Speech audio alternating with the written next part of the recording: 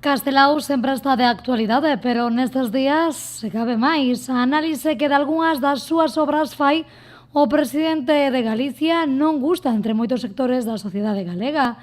Nesta xornada, Quico da Silva quixo mostrar a súa indignación cun acto reivindicativo que tivo lugar no Museo de Pontevedra.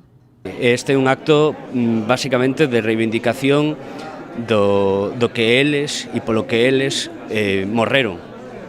Bóveda morreu asasinado, este cadro que hoxe celebramos todos os galegos de que este en Galicia foi feito por Castelao no exilio e ao contrario de como na presentación outro día o presidente Feijóo decía que era un homenaxe aos mestres, realmente isto non é un homenaxe aos mestres, que sí que efectivamente merecen todos esos homenaxes. Isto é un homenaxe ao seu amigo, compañeiro, político, como a él, Alexandre Bóveda, que morreu asasinado no ano 36 aquí en Pontevedra. Da Silva quixo lembrar e deixar sobre a mesa a realidade, que a Bóveda o asasinaron os fascistas en Poio por ser galeguista e defensor dos seus ideais.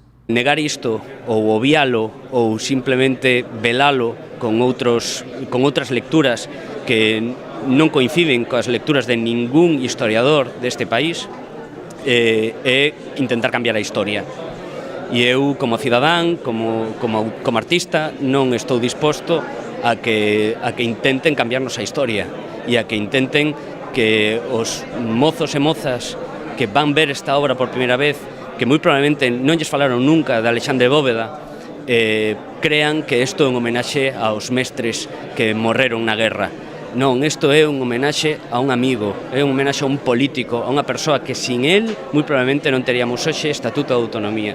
A obra a que se refiren está en préstamo, pero Quico da Silva creu que debía de reivindicar a realidade e dicir o que realmente pasaba.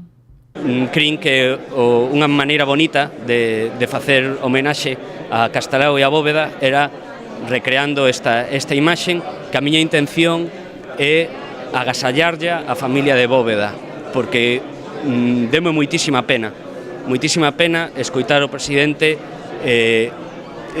do Goberno de Galicia ignorando a figura importantísima deste cadro que era Alexandre Bóveda. Quico da Silva cree que se precisa máis cultura nesta sociedade e ten claro que ninguén pode cambiar a realidade da nosa historia.